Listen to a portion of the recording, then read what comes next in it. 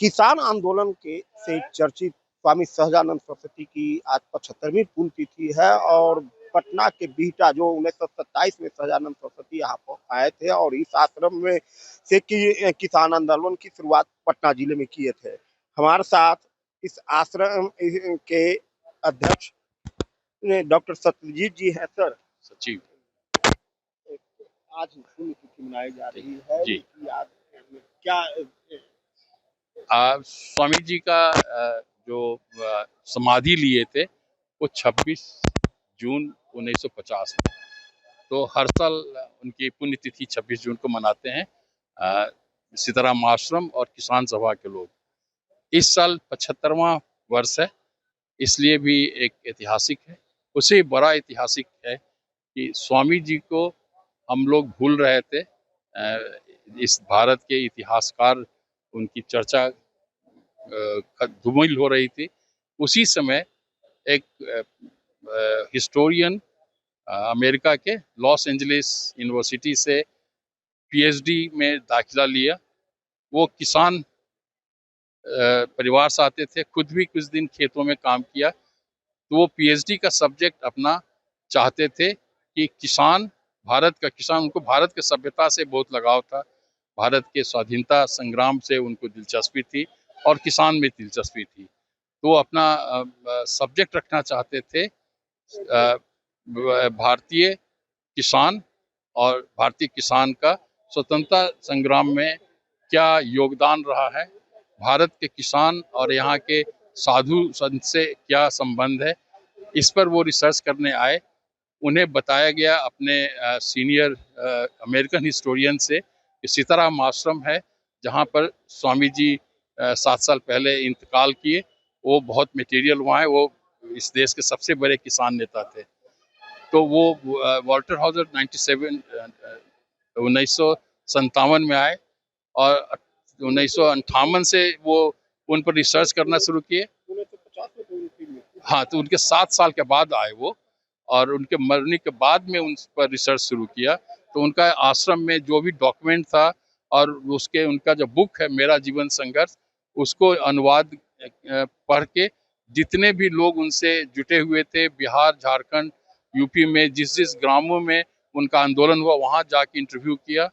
Even एक अंग्रेज DM जो मुंगेर में गोली चलाया था किसानों पे, उससे इंग्लैंड में जाकर इंटरव्यू लिया और वो पीएचडी 1961 में किया। 3 साल स्टडी किए।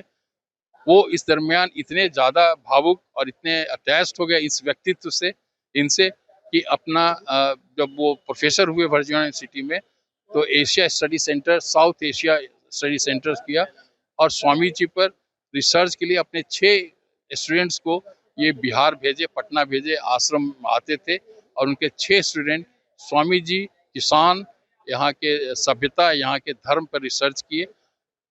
और अंत में वाल्टर हाउजर ने अपना विल लिखा, अपना इच्छा लिखा कि हमारी अंत्येष्टि हो स्वामी जी के धर्म के अनुसार से, हिंदू धर्म से, और हमारे पत्नी का जो अवशेष होगा वो पटना में गंगा में प्रवाह किया जाए, जो आज हम लोग सुबह में किए। स्वामी जी के किसान के प्रति जो लगाव था, उनका जो विचार था, जो पॉलिटिक्स फिलॉसफी था, अगर उसको हम, और सुभाष चंद्र बोस उनके सबसे क्लोज थे, उनके इस सिद्धांत से ये अगर हम लोग आज़ादी के बाद किसानों का समस्या को देखा जाता तो आज किसान ज़्यादा समृद्ध होते, और किसान समृद्ध होंगे, किसान का परिवार समृद्ध होगा तो देश समृद्ध होगा। तो हम लोग चाहते हैं कि स्वामी ट्रस्ट जो है, स्वामी सीताराम ट्रस्ट, स्वामी जी के मैसेज को, स्वामी के व्यक्तित्व को आज के पीढ़ी को, आज के नौजवान को, अगले पीढ़ी तक को हम लोग जनाएं और उनके विचार को हम लोग आगे बढ़ाएं। यही ट्रस्ट का है। आज ट्रस्ट में 150 बच्चे गरीब के इस इलाके के पढ़ते हैं। वो सरकारी स्कूल में जाते हैं, उसके बाद यहाँ पढ़ते हैं। यहाँ पर हफ्ता निःशुल्क होता है और यहाँ हफ्ता में 2 दिन आयुर्वेदिक चिकित्सा भी निःशुल्क होता है। ये ट्रस्ट के लोग, हम लोग मिल करके इसको कर रहे हैं, इसको आगे बढ़ाना है। आगे भी हमारी योजना है, यहाँ पर सेल्फ हेल्प ग्रुप बनाए, यहाँ महिलाओं को कुछ सिखाएं जिससे वो स्वावलंबी हो सकें, जिससे वो उद्यमी हो सकें। किसान का जितना भी समस्या है उसके बारे में यहाँ समाधान का केंद्र हो। ये हम लोगों का फ्यूचर का प्लान है।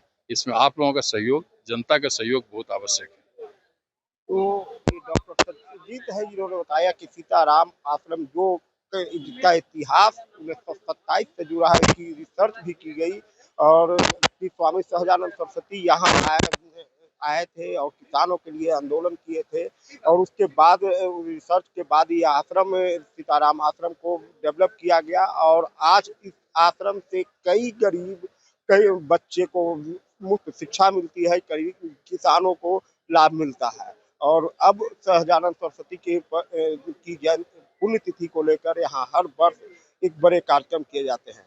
परमानंद सिंह, एबीपी न्यूज़, पटना।